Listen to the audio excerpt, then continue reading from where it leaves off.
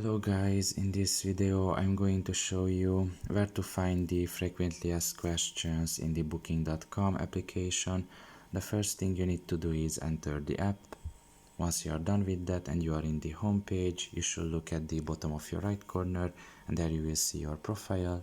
Press on it and in this page you should scroll down a little bit, and in the help and support section you can see the first option, which is contact customer service.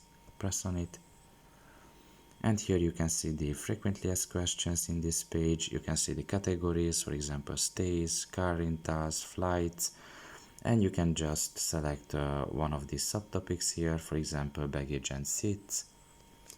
And once again you can just select like a more detailed description of your problem, and you can see basically a short answer here, and you can like or dislike it if it was helpful or not helpful. And you can also get more help with you can see get help with a booking, for example, or I need help with something else.